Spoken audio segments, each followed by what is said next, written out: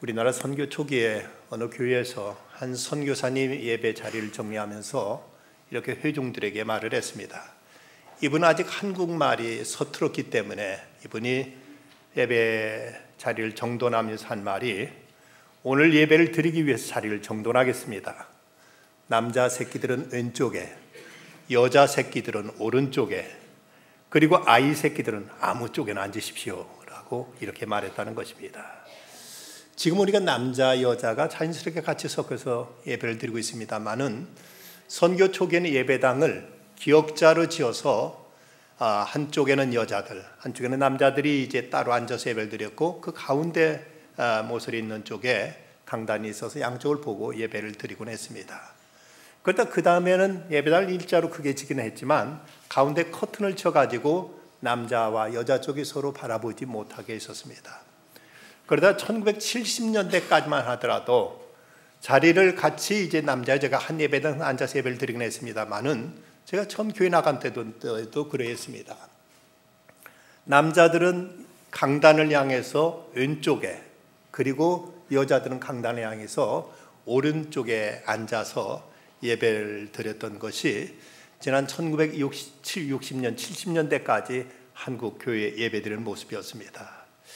이렇게 남자를 왼쪽, 여자를 오른쪽에 앉게 한 것은 한국 사람들의 의식 속에 깔려있는 남좌 우여 사상 때문입니다. 남자는 좌측, 여자는 우측.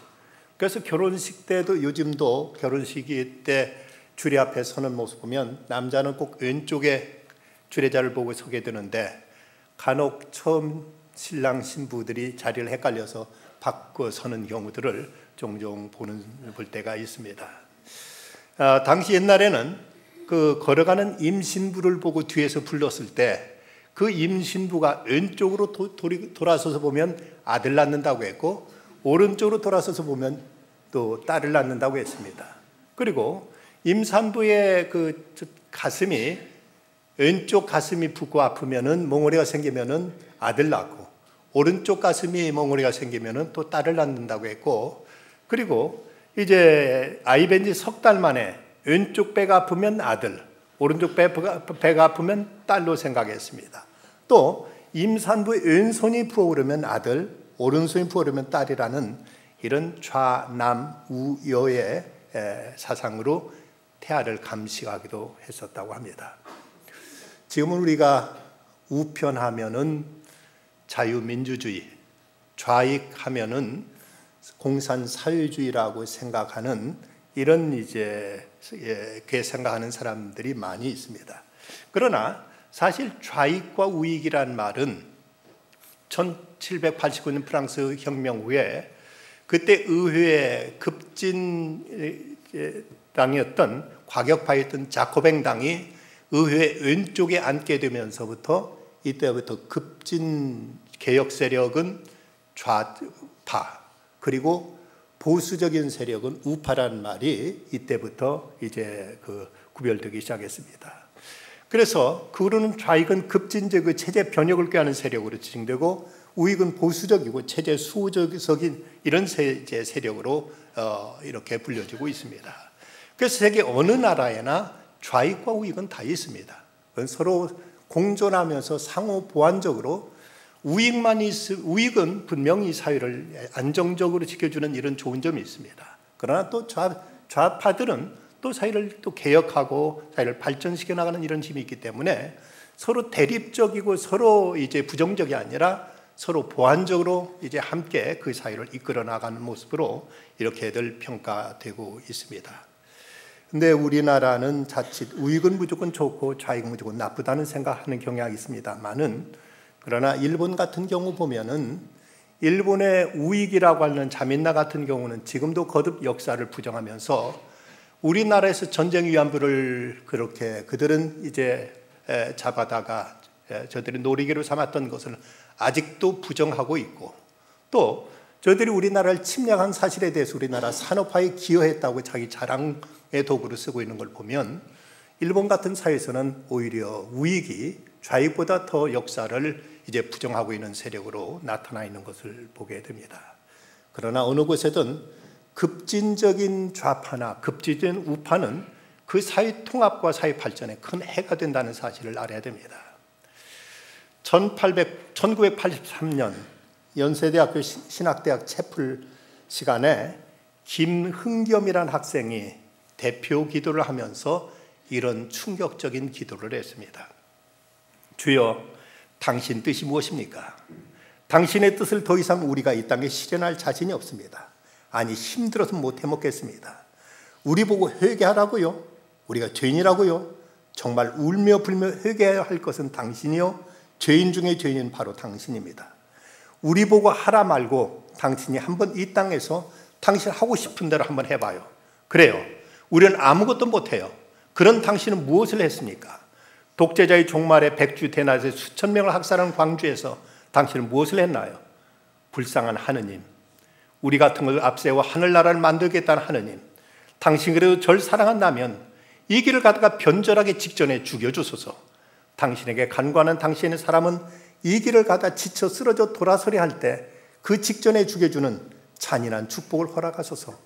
그렇게 사랑하셔서 당신이 죽인 예수 그리스도 이름으로 기도합니다. 너무 충격적이고 불신앙적인 기도라서 그 당시 아멘 한 사람은 거의 없었다고 합니다. 광주민주화 항쟁 이후 역사를 위해 싸우다 지친 한 신학생의 절규라고 이해하려고 하지만 이것은 결코 기도일 수 없습니다. 그는 자기가 그렇게 소원했던 때문인지 36살 때 그만 위암으로 죽고 말았다고 합니다. 그러나 지난 1월 11일자 국민일보 사설은 이런 내용을 담고 있습니다. 새누리당 인적 쇄신을 둘러싸고 벌어지는 인명진 비상대책위원장과 서청원 의원의 공방이 점입가경이다. 썩은 종양, 폭군, 할복 등 거친 표현이 잇따르고 급기야 서 의원이 인 위원장을 검찰에 고소하고 법원에 직무정지 가처분 신청을 내기 이르렀다. 서 의원은 인 위원장을 겨냥해 거짓말쟁이 성직자, 악성 종양의 성직자, 목사님께 이렇게 모욕을 당할 줄 몰랐다. 성직자는 사람을 살려야 하는데 어떻게 할복하라고 하나 하고 공박했다. 인 위원장은 새누리당은 서청원 집사가 계신 교회 집사님한테 목사가 설교를 들었다고 맞받았다. 성경은 교회를 하나님의 몸이라고 했다. 하나님의 은혜로 구원받은 그리스도인들로 구성된 영적 공동체라는 의미다. 또 교회를 이루는 중추적 지체인 목사, 장로, 집사 같은 직분은 하나님이 준 각별한 은사라 여겨왔다. 이런 사실을 두 사람이 모를 리 없다. 인 위원장과 서 의원은 더 이상 한국교회를 욕보이지 말라. 급진적인 좌파나 급진적인 우파들이 얼마나 공동체를 해치고 있고 참으로 잘못된 길로 빠져가고 있는가를 두 가지 사례를 통해서 우리는 엿볼 수 있습니다. 우리 신앙은 예수 그리스도가 중심입니다. 그런데 그리스도가 아닌 다른 것들을 추구하게 될 때, 이럴 때 우리 신앙까지도 오염되고 변질될 수 있다는 사실을 알아야 됩니다. 예수님 당시, 그 당시 유대 사회에서도 좌파와 우파들이 나뉘어 있었습니다. 당시 급진적인 좌파 가운데는 소위 열심당이라는 사람들이 있었습니다. 이들은 계시와 역사를 이론론적으로 보면서 오늘의 이 시대 속에 하나님 나라가 이루어진다고 봤고, 그리고 하나님의 나라는 경제적이고 정치적인 억압으로부터 해방되는 것이 곧 하나님의 나라라고 이렇게 생각했습니다. 예수님이 12제자 가운데서 시몬과 가룟 유다가 열심당 출신으로 이렇게 보고 있습니다. 그런데 이 열심당들이 예수님과 갈라지게 된 계기는 예수님께서 순환 예고를 하시자 이런 능력을 가진 분이 이스라엘을 로마로부터 독립시킬 수 있는데 왜 십자가를 진단 말이냐 하면서 여기서부터 예수님께 실망을 느끼고 예수님도 멀어지고 예수님을 떠나게 된 것입니다. 그들에 비해서 온건 좌파라면 사두개파들이 있습니다. 이들은 부활이 없다고 여겨서 철저한 현실주의자가 됩니다. 그들은 로마와 결탁해가지고 성직을 그들은 사들여서 이걸 통해서 자기들의 치부와 자기들의 권력 행사로 삼곤 했습니다.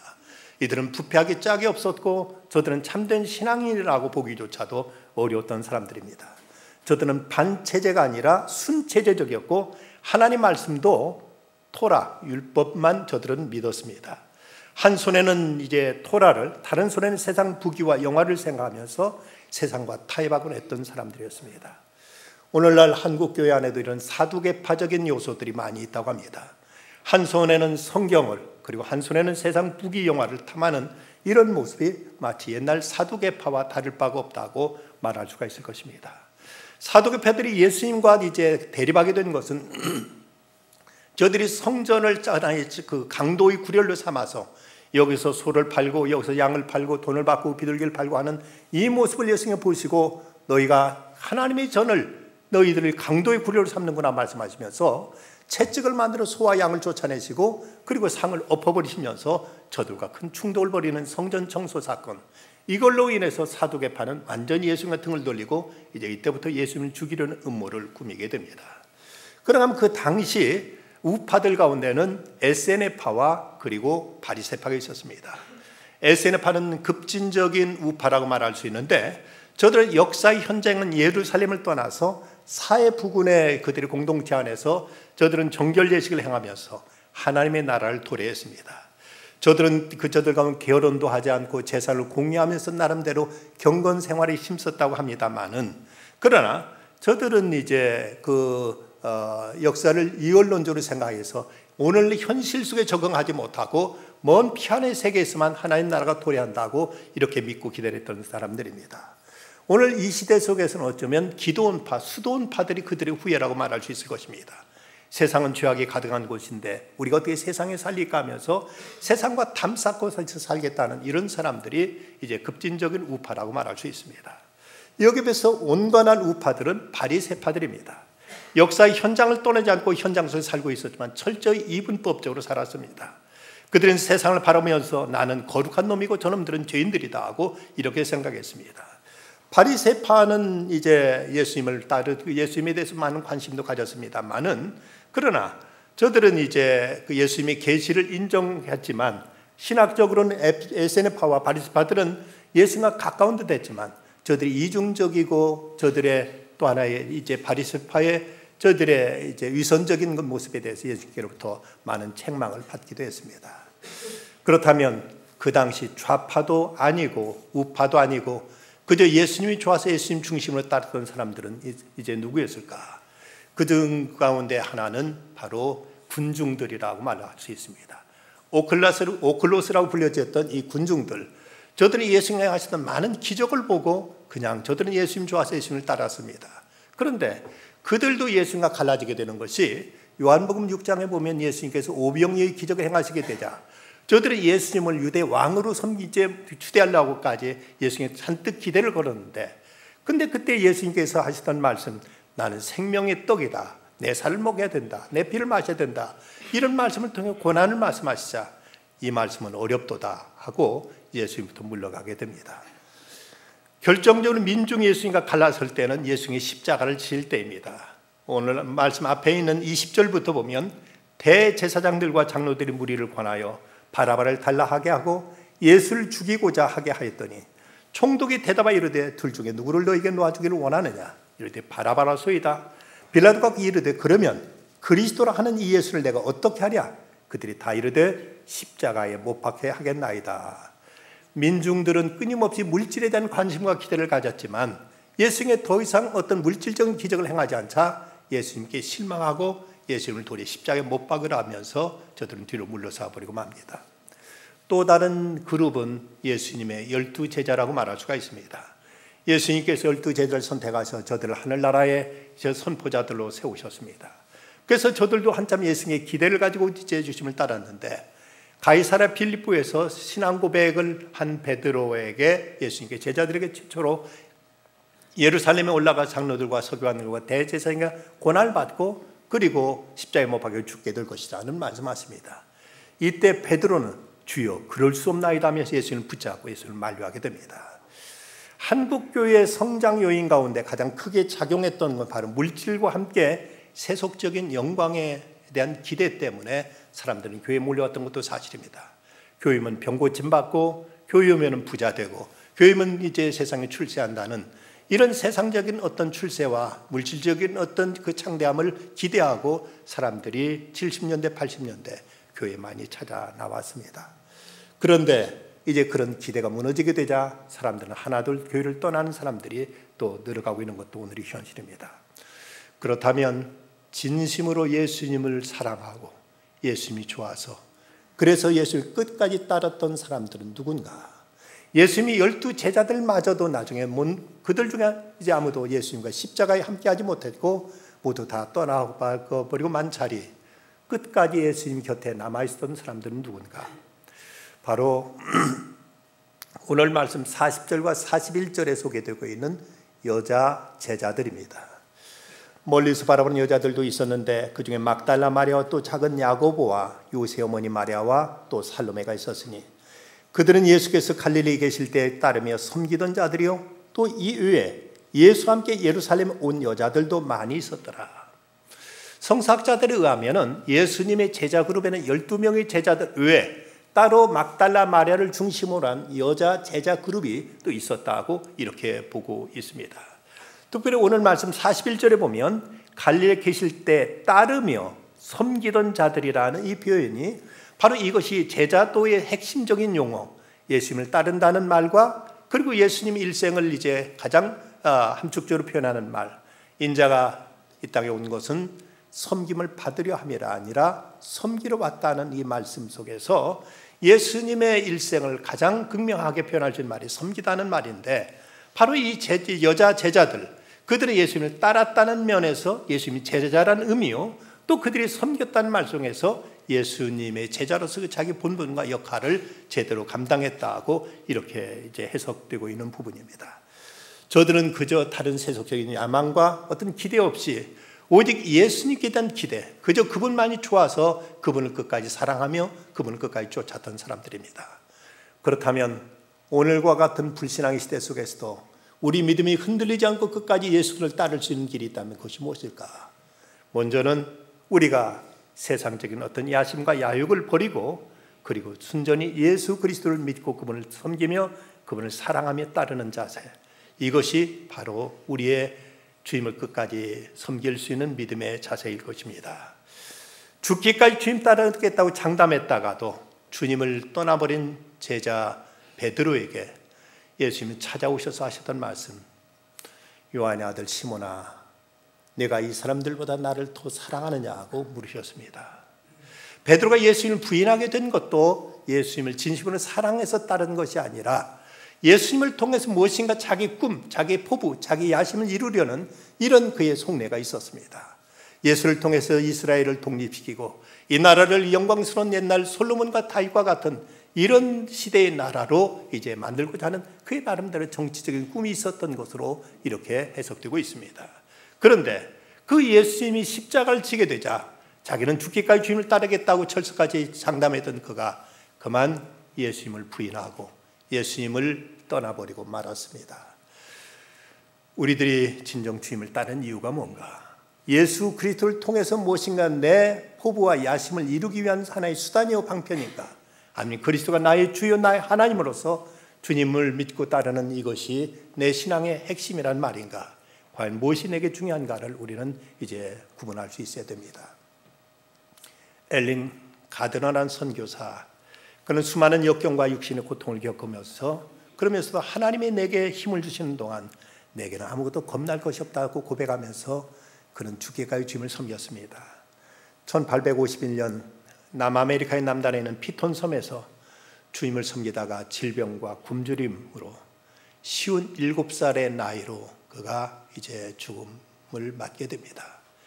그가 마지막 이제 사회 가다가 숨진 그곳에 찾아갔던 사람에 하면 그가 마지막 끝까지 그도록 이제 그 흔들리는 그 손을 가지고도 꾹꾹 그는 이제 단정하게 이제 그 남겼던 그의 선교 일지 속에는 배고픔, 목마름, 상처, 외로움이 낱낱이 기록되어 있었습니다. 떨리는 손이었지만 똑똑히 쓰려고 애쓴 흔적이 역력했습니다. 그러면서 그가 마지막 남긴 글은 이런 대목이었습니다. 나는 우리 하나님이 어찌나 좋은 분인지 감격하고 있습니다. 그 참담한 죽음의 자리에서도 끝까지 가고 그가 고백한 것은 나는 우리 하나님이 얼마나 좋으신 분인지 나는 감격하고 있습니다 라는 고백과 함께 그는 죽음을 맞았던 것입니다. 이것이 주님을 섬기다가 굶주림과 질병으로 죽어가면서 마지막 남겨놓은 글이었습니다. 어떤 역경에서도 주님을 사랑하는 자들이 끝까지 주님을 섬길 수 있게 됩니다. 또 하나는 영생의 최고의 가치임을 알고 이것을 얻기 위해서 주님을 따라야 합니다. 한 부자 청년이 영생을 얻기 위해서 예수님께 나왔을 때 예수님께 하신 말씀, 내가 가진 모든 것들을 다 가난한 사람에게 나눠주고 그리고 나를 쫓으라고 말씀하십니다. 그저 그는 부자였던 고로 돈에 대한 욕심 때문에 그만 이것을 버릴 수가 없어서 슬픈 빛으로 돌아갔다고 성경은 기록하고 있습니다. 그가 진정 영생의 소중함을 알고 그 영생을 얻기 원했다면 모든 것, 어떤 것도 아낌없이 버릴 수 있었을 터인데 그는 영생보다는 현세의 부귀 영화가 그에게 더 소중했기에 이것을 포기할 수 없어서 그는 그만 주님을 믿고 따르겠다고 나섰다가 중도에 돌아서 버리고 말았던 것입니다. 성경은 말씀합니다. 내가 진실로 너에게 이르노니 나와 복음을 위하여 집이나 형제나 자매나 어머니나 아버지나 자식이나 전토를 벌인 자는 현세에서 집과 형제와 자매와 어머니와 자식과 전토를 100배나 받되 박해를 겸하여 받고 내세 영생을 받지 못할 자가 없느니라. 우리가 진정 주님을 믿고 주님을 따르고 주님을 섬기게 될 때 천국과 함께 이 땅에서도 주님의 보상이 함께 하실 것을 말씀합니다. C.S. 루이스가 쓴 악마의 편지에 보면 그는 그 대장 마귀가 졸개 마귀들한테 어떻게 그리스도인들을 타락시킬 것인가를 가르쳐주는 내용이 담겨 있습니다. 거기 보면 이런 말이 이제 기록되어 있습니다. 그리스도인들로 하여금 내세를 인정하게 하라. 그러나 그것을 믿고 사모하지는 못하게 하라. 모든 것을 다 잃고라도 영생만은 이것만은 얻어야 된다는 그 마음 갖지 못하도록 그저 내세가 있다. 천당도 있다. 저 세상 가면 좋다. 이런 것까지는 인정하게 하지만 결국 그 천국을 사모하게 하거나 천국을 위해 뭘 희생하게 하거나 천국을 그 자기 믿음의 절대 목표로 삼는 이런 일은 갖지 못하게 하라고 이렇게 가르쳤다는 것입니다. 어떤 여왕은 세상을 떠날 때 만약 내 생명을 단 1분만 연장시켜주면 100만 불을 주겠다고까지 이런 정신없는 소리를 했다고 합니다. 그렇습니다. 내가 가진 모든 것들이 생명과 함께 이것이 내 것이 될 수 있는 것이지 내게 생명이 사라지게 된다면 아무것도 내 것 될 것은 없습니다. 하물며 이 땅에 잠시 잠깐 사는 생명도 그렇게 소중하거늘 영원한 생명, 끝도 없이 영원히 천국에서 주님과 더불어 살게 될 그 나라를 우리가 잊고 살아가게 될 때 우리 믿음은 그대로 흔들릴 수밖에 없습니다. 또 하나 예수 그리스도를 따르는 것, 이것이 예수 그리스도는 우리들에게 길과 진리와 생명이라는 절대 가치임을 우리는 믿고 이것을 인정해야만 됩니다. 예수님께서 내가 곧 길이요 진리요 생명이라 말씀하셨고 나로 말미암지 않고는 아버지께로 올 자가 없다 하고 예수님께서는 말씀하셨습니다. 사도 바울은 고린도전서에서 이런 말씀을 하고 있습니다. 유대인은 표적을 구하고 헬라인은 지혜를 찾으나 우리는 십자가에 못 박힌 그리스도를 전하니 유대인에게는 거리끼는 것이요 이방인은 미련한 것이로되 오직 부르심을 받은 자들에게는 유대인이나 헬라인이나 그리스도는 하나님의 능력이요 하나님의 지혜니라. 도스토옙스키가 한 말 가운데 예수 그리스도가 진리의 저 건너편에 있다 할지라도 나는 진리를 택하기보다는 예수 그리스도를 택하겠다고 말했습니다. 가장 심오한 인간의 심리를 파헤쳤던 작가 도스토옙스키, 그는 세상에 말하는 어떤 진리라는 것, 이것과 그리스도가 어떤 대척점에 있다 할지라도 나는 세상에서 말하는 진리보다는 그리스도 편에 있겠다고 그는 그 깊은 신앙을 이렇게 표현했던 것입니다. 돈 스티븐이라는 사람이 1987년 미국에 있는 수천 명의 크리스찬들에게 이런 질문을 해서 조사했던 적이 있었습니다. 당신은 어떻게 해서 예수를 믿게 되었느냐? 그랬더니 그 가운데 한 20%의 사람들은 이런저런 이유 때문에 예수 믿었다고 대답했는데 그 가운데 무려 80%의 사람들이 대답한 말은 내 주변에 있던 진실한 그리스도인들의 간증을 듣고 나도 예수 믿고 싶어서 그래서 믿게 되었다고 이렇게 고백하더라는 것입니다. 여러분, 하나님의 나라가 어떻게 이어져 왔다고 생각하십니까?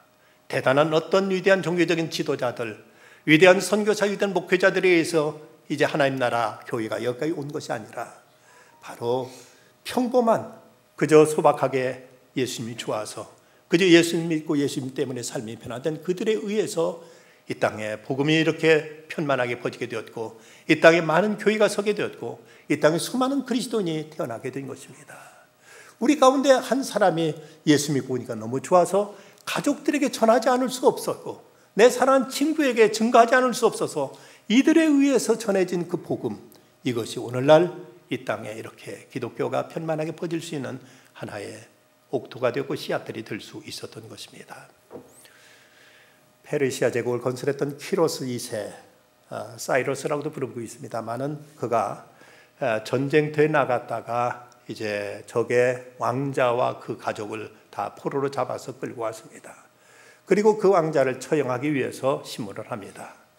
그는 키로스 2세는 이런 질문을 그에게 던졌습니다. 그래, 내가 그대를 죽이지 않고 살려주면 어떻게 하겠는가? 그러자 이 왕자가 하는 말이, 예, 제 재산의 절반을 드리겠습니다. 그러면 내 자식들을 모두 다 살려주면 어떻게 하겠는가? 제 재산 전부를 드리겠습니다. 그래, 그러면 내 아내를 살려주면 그럼 어떻게 하겠는가? 제 목숨을 드리겠습니다. 이 말을 듣고 키로스 2세가 큰 감동을 받습니다. 사랑하는 아내를 위해서 자기 목숨을 바치겠다고, 이렇게 진실하고 뜨거운 사랑이 있다면 이런 사람 죽일 수 없지 않느냐 해서 그대로 살려서 그를 가족을 다 돌려보냈습니다. 그 죽음의 사지에서 벗어나서 그날 밤에 이제 그 왕자 부부가 이제 파티를 열면서, 그러면서 그때 왕자가 자기 아내에게 이렇게 말했다고 합니다. 여보, 참 그 키로스 왕 그 사람 대단한 사람이지. 아주 사람이 의젓하고 사람이 참 포부가 대단하고 사람이 아주 이제 그 품위도 인자하더만 하면서 이렇게 그 키로스 왕을 칭찬하면서 당신 그 사람 어떻게 보았어? 하고 묻습니다. 근데 왕비가 대답하기를 저는 그 키로스 2세를 보지 못했습니다. 아니, 당신도 그 자리에 있었는데 그 키로스 2세를 못 봤다니 그게 무슨 말이에요? 저는 저를 위해서 목숨을 바치겠다는 한 남자만 보았습니다. 저는 당신을 보느라고 다른 누구도 제 눈에 들어오지 않았습니다. 라고 이렇게 말하더랍니다. 여러분, 이 왕자는 자기 아내를 위해서 목숨을 주겠다고 말만 했지만 예수 그리스도는 우리를 위해 생명까지 주셨습니다. 그리스도께서 우리를 위해서 당신의 피와 살과 모든 걸 다 쏟으신 그리스도 주님이신데 우리가 예수 그리스도를 바라보지 않고 무엇을 우리는 추구하면서 믿음의 생활을 하고 있다고 이렇게 생각하십니까? 오늘 시편 2편 22절 말씀, 그 아들에게 입 맞추라. 그러지 않으면 진노하심으로 너희가 길에서 망하리라. 그의 진노가 급하심이라. 여호와께 피하는 모든 사람은 다 복이 있도다 하고 말씀하십니다. 우리는 좌로도 우로도 치우칠 것이 아닙니다. 하늘 영광 버리고 이 땅에 오셔서 우리를 위해 십자가를 지시고 모든 걸 내어주신 예수 그리스도, 그분만 바라보고 끝까지 따를 것입니다. 그럴 때 주님은 우리에게 약속하신 영생을 허락하시며 세상 끝날까지 우리와 동행하시고 우리를 지키시고 돌보시며 우리를 사랑으로 품으실 것입니다. 이 은혜가 함께 하시기를 간절히 기원합니다. 기도하십시다. 거룩하신 아버지 하나님, 세상 사람들은 이런 얘기 저런 얘기로 저희들의 마음을 현혹할 때가 있지만 저희들의 주님은 오직 예수 그리스도시요, 저희는 주님을 믿고 따르며 주님만을 섬기기를 원합니다. 아버지 하나님, 어떤 사람들은 이제 세상과 타협하면서 그리스도를 통해 뭔가를 이루려고 했고, 어떤 사람은 또 세상과 천국을 분리하면서 그러면서 정작 주님을 바로 바라보지 못했습니다. 예수님을 끝까지 사랑으로 따랐던 여인들처럼 주여 저희들도 진심으로 주님을 사랑할 수 있게 해주시고, 주님의 그 사랑에 감동되어 저희들도 끝까지 주님을 따르며 섬기는 중에 주님이 주신 그 위로와 그 은총 그리고 영원한 천국을 소유할 수 있는 저희들 다 되게 하여 주시옵소서. 예수님의 이름으로 간절히 기도드리옵나이다. 아멘.